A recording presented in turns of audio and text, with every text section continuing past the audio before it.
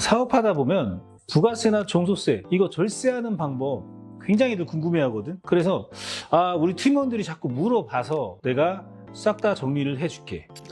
사실 내가 사업을 하고 있다고 한다면 기본적으로 이 정도는 알고 있어야 내가 손해를 안 보고 나라에 뺏기는 게 최대한 줄어드는 거야. 그러니까 집중해야 돼.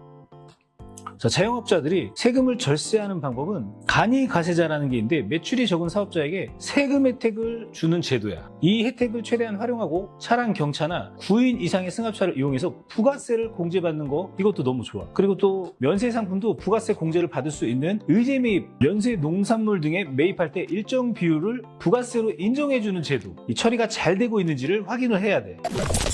세금은 크게 두 가지로 나눌 수가 있는데 우리가 내는 세금은 종합소득세, 부가세 이렇게 좀 나눠져. 이 종합소득세는 그럼 뭐냐? 내가 1년 동안 번 돈에서 이것저것 빼고 남은 순수익에 대해서 내는 세금이야.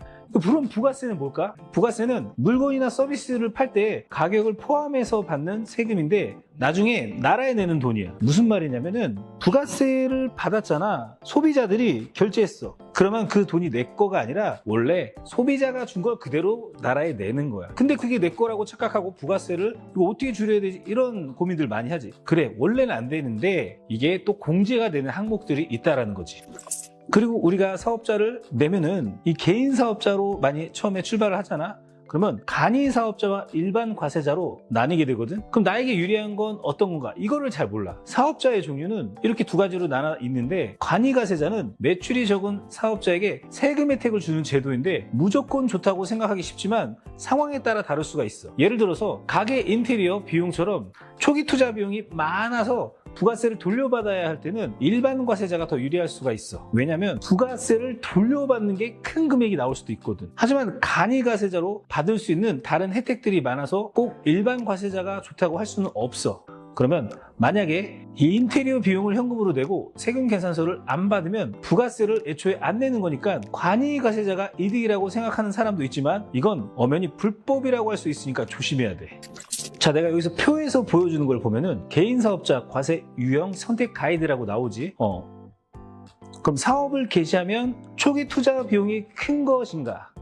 예, 아니오라고 나눠져 있지. 그러면 아니라고 한다면 간이과세자. 매출이 1억 400만 원 미만이면 낮은 세율 및 신고 간소화가 돼 있기 때문에 부가세나 소득세 혜택을 볼 수가 있어. 그런데 만약에 초기 투자 비용이 많다라고 한다면 예로 넘어가면 일반 과세자 1억 400만 원 이상이 매출이 1년에 넘어간다고 한다면 매입세 전액 환급이 되기 때문에 유리할 수가 있어. 그래서 이 가운데에 보면 매출 기준 자동 전환이라고 있잖아. 그 매출이 일정 부분을 넘어가면 바로 일반 과세자로 넘어가. 처음엔 간이 과세자로 시작했다가 일반 과세자로 넘어가니까 이런 부분을 유의해야 돼. 자, 간이 과세자는 연간 매출이 1억 400만 원이 넘으면 자동으로 일반 과세자로 바뀐다고 했지. 만약에 12월에 가게를 열었다면 12월 한 달 매출을 866만 원이 넘는다고 한다면 다음 해부터는 일반 과세자로 바뀌어 있을 수가 있어. 이 자동이야. 이때 매출을 조절해서 800만 원이 넘지 않도록 하는 게 좋다는 거지. 예를 들어서 배달 장사라면 광고를 줄이거나 홀 장사라면 영업시간을 짧게 가져가는 방식이야. 그런데 사실 그러면 돈을 더 못 버는 건 맞긴 해. 자, 간이가세자, 일반 과세자로 바뀌는 시점은 바로 언제냐? 다음해 7월이야. 만약 올해 7월에 사업을 시작해서 6개월 동안 4,800만 원, 월 800만 원의 기준을 넘지 않았다면 다음해 6월까지는 간이가세자 혜택을 받을 수가 있고 7월부터는 일반 과세자로 바뀌는 거지. 자, 그러면은 이 표를 한번 보면은 자, 월 매출이 평균 얼마일 때가 내가 이 과세 유형 시뮬레이터를 보면 알 수가 있어. 자, 일반 과세자로 넘어가는지 안 넘어가는지 이거를 월 매출을 보고 우리가 판단할 수가 있는 거야. 자, 월 매출이 500만 원까지 한번 올려볼게.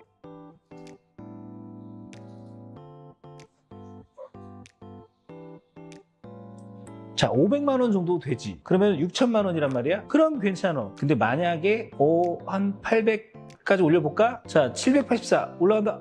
827 넘어갔어. 888만 원. 1억 400이 넘어가네. 그치? 이러면 일반 과세자로 전환이 되기 때문에 여기에서는 우리가 거기에 맞는 대응을 할 준비를 해야 돼. 종합소득세와 부가세 이런 거에 대해서 부담을 느낄 수 있는 시기가 다가온다는 거지. 그러면 종합소득세가 늘어나면 뭐가 문제가 되지? 바로 4대 보험. 자, 지방세 그리고 건보료까지 추가가 누진과세로 되기 때문에 요율이 올라가거든. 이 점을 인지를 해야 돼. 자, 그러면 더 올려볼까 우리? 이러면 그냥 일반 과세자로 넘어가기 때문에 우리는 이때 어떻게 해야 될지를 고민을 해봐야 돼. 자, 이 표를 보면 개인사업자 핵심 세무 및 성장 전략이라고 나오지.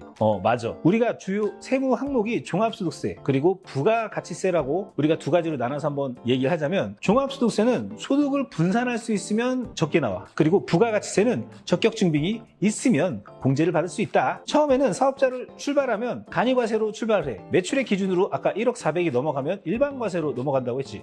그러면 절세 최적화를 위해서 뭘 해야 되는지. 근데 어느 정도 매출이 크게 올라가면 성실신고 확인 대상자가 되면서 법인 전환을 해야 되는지 어떻게 되는지 우리가 고민을 결정을 내려야 돼. 자, 그러면 우리가 법인 전환을 해야 되는 시기는 언제가 가장 좋을까? 자, 보면은 이 종합소득세와 이 간이과세자의 장점을 좀 이해를 해야 돼. 종소세는 순수 이익에 대해서 내는 세금이다. 간이과세자는 부가세와 종소세 모두 세금 혜택에서 많이 일반적으로 유리해.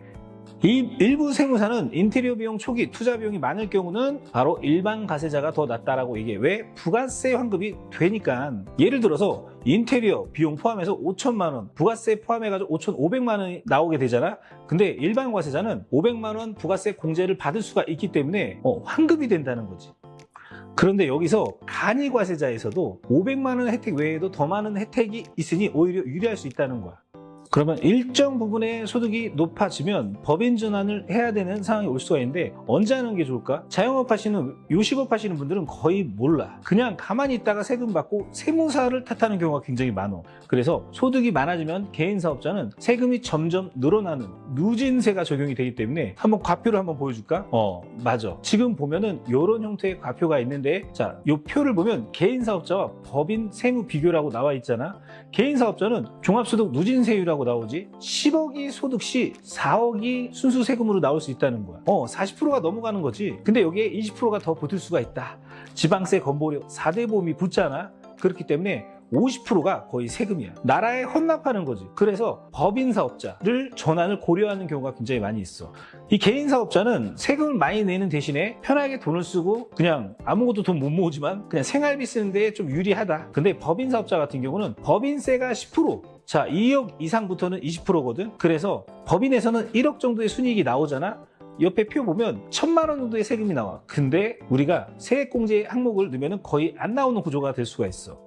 그런데 이거를 만약에 법인 사업자를 운영하면서 급여를 높게 측정해 가잖아. 그러면 이중과세 뭔가 느낌이 날 수가 있어. 그렇기 때문에 그 이중과세가 나오기 전에, 이중과세가 뭐야? 급여 배당 이런 소득세를 낸 다음에 이 표를 보면 알겠지만 그 다음에 법인세를 또 내야 돼. 3월 달에. 그러니까 문제가 될 수 있는데, 대신에 그 회계연도가 넘어가기 전에 12월 사업 재투자에 돈이 남아있기 때문에 회계연도가 넘어가기 전에 우리가 재투자를 하면은 플러스 혜택을 볼 수 있는 거지. 사업을 확장할 수 있다는 거지. 보통 이렇게 순이익 구조가 높아진다. 한번 과표를 보여줄게. 8,800만 원 순이익이 높아지면 바로 35% 이상 구간이 돼. 거기에 4대 보험, 지방세, 건보료가 붙어버리면 50%가 넘는 구조가 나와.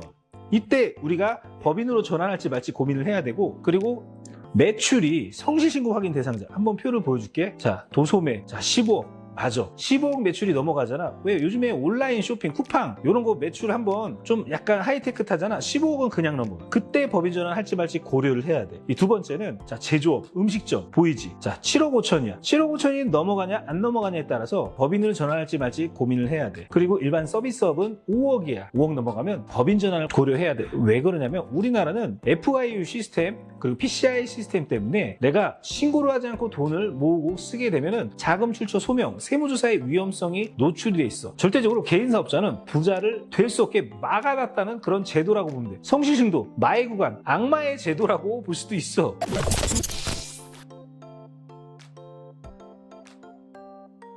이 개인 사업자, 우리나라는 이런 세무 시스템이 굉장히 잘 돼 있기 때문에 국세청에서 다 들여다보고 있어. 그렇기 때문에 우리가 개인 사업자 운영하면서 현금 매출 아무리 많이 모은다고 해도 그거 제대로 쓸 수 없는 경우가 많아. 그래서 법인을 어떻게 전환할지 말지 우리가 고민하는 걸 바로 여기서 판단할 수 있다는 거야. 당연히 법인을 전환해야 되지. 자, 부가세 이거 절세 꿀팁을 한번 말해 주자면 차량과 의제 매입 이런 거 두 가지로 한번 간단히 말을 할 수가 있는데 그 외에도 복리후생비라고 있어. 거기에 보면은 직원들을 위해 쓰는 돈인데 부가세 공제가 된다고 생각하기 쉽지만 조건이 있다. 만약에 직원이 4대 보험 가입 직원이 아니거나 1인 사업자라면 복리후생비는 부가세 공제가 되지가 않아. 그래서 4대 보험이 있고 직원이 쓰는 적합한 증빙이 될 수 있는 그런 구성이 되어 있어야 돼. 그리고 아까 말한 차량 관련 비용 있지. 주유비나 하이패스, 수리비, 렌탈료 이런 거 일반적으로 승용차는 부가세 공제가 안 돼. 하지만 경차, 트럭, 9인 이상 승합차, 그러니까 사업용으로 쓸 수 있는 거, 쓰는 거, 그런 카니발 스타렉스 같은 거 있잖아. 그거는 부가세 공제를 받을 수가 있어.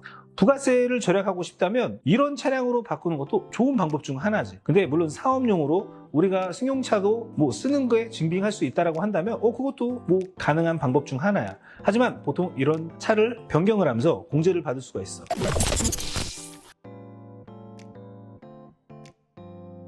그리고 의제 매입 세액 공제. 맞아. 면세 상품 살 때도 부가세 공제를 받을 수 있게 해주는 제도라고 볼 수가 있어. 그래서 야채나 고기처럼 가공되지 않는 1차 식재료 있잖아. 원래 부가세가 붙지 않는 면세 상품이라고 해서 그래서 지금 거래하는 세무사에게 의제 매입 세액 공제 이거 처리가 잘 되고 있는지 꼭 확인해 봐야 돼. 자, 이 표를 보면은 차량 부가세 공제 및 의제 매입 세액 가이드라고 써있지. 차량 관련 매입 세액에서는 불공제되는 게 바로 일반 승용차, 공제 대상은 경차, 화물차, 9인 이상 승합차 나오지. 그리고 의제 매입 세액 공제 맞아. 면세 농산물, 수산물 원칙적 매입세액 불공제가 되지만 의제 공제를 적용해서 8에서 9% 자, 세무사한테 확인해서 공제 받아야 된다는 거야. 자, 개인 사업자 부가세 절세 전략이 바로 매입세액 공제, 사업용으로 지출했다. 맞아. 그리고 두 번째 뭐야? 차량 유지비, 경차, 9인승, 큰 차나 뭐 9인승 이런 거 있잖아. 그리고 의제 매입세액 공제, 면세 농산물 이런 거 받을 수 있다. 근데 이런 우리가 세무사한테 이런 거 맡겨서 하잖아. 근데 기장료랑 이 조종료랑 이런 게 나가기 때문에 어떻게 우리가 사업을 키워갈지에 맞춰서 세무사를 잘 선정하고 관계가 오래됐다고 해서 그 세무사에 의존하다 보면 나는 이거를 보면 돼. 내가 잘하고 있나 못하고 있나는 자, 내가 한 5년 했어. 사업을 10년 했어. 근데 뒤돌아봤는데 통장에 남은 게 없다? 이거 뭔가 문제가 되고 있는 거야. 세금을 절세하고 뭐 줄였다. 이게 중요한 게 아니야. 자, 10년 동안 일을 했는데 내가 모은 게 없고 자산이 하나도 없어. 뭔가 나 봉사활동만 한 것 같아. 그러면 다시 생각해 봐야 돼.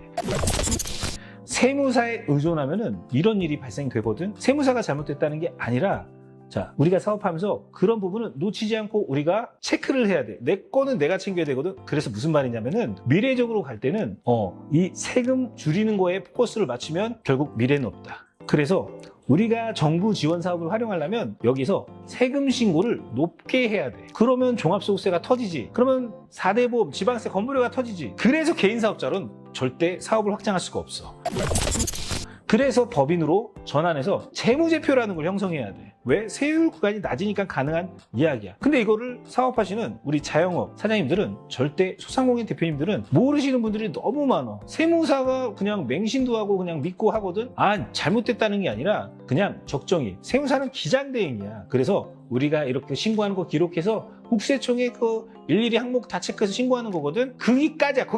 근데 이게 인생을 책임진다고 생각하면 안 되는 거야. 알았지? 자, 오늘 얘기 진짜 집중해서 잘 들었어? 질문한 거에 대한 대답이 됐어? 자, 그리고 마지막으로 세무사 수수료 제대로 알고 내야 돼. 자, 세무사에게 내는 수수료는 크게 두 가지가 있다.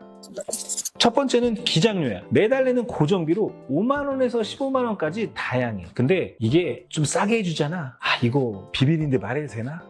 근데 뒤에서 다 받아 어차피. 자, 조종료라는 게 있어. 두 번째는 자, 1년에 한 번 내는 비용인데 기장료를 싸게 받거나 무료로 해주는 세무사는 조종료가 비쌀 수밖에 없으니 그 점을 조심해야 돼. 지금 내고 있는 기장료가 내가 싸다? 조종료가 매출 대비해서 얼마가 되고 있는지 적정한지 한번 비교를 해봐야 돼. 그리고 세금 적게 내는 게 중요한 게 아니고 내가 기장료 적게 내는 게 중요하지 않아. 사업이 잘 돼서 확장돼서 내가 사업화를 가면서 돈을 많이 벌어서 나한테 남기는 구조, 가족을 챙기는 구조를 가야 되거든. 그래서 이런 거 적정히 내가 좀 진짜 디테일하게 한번 상담받고 사업이 잘 되고 싶다면 밑에 상담문의 남겨둘 테니까는 자, 언제든 한번 물어보길 바래. 자, 오늘 여기까지 내가 말을 해줬는데 자, 질문한 거에 대한 답변이 됐나? 자, 답변이 됐으면은 좋았다면 구독과 좋아요를 눌러주면 될 것 같아. 오케이, 여기까지 할게. 이번 영상을 만든 PD가 추천하는 영상도 보고 가세요. 머니 해결사의 다른 영상도 즐기시려면 구독 버튼을 꼭 눌러주세요. 이번 영상을 만든 PD가 추천하는 영상도 보고 가세요. 머니 해결사의 다른 영상도 즐기시려면 구독 버튼을 꼭 눌러주세요.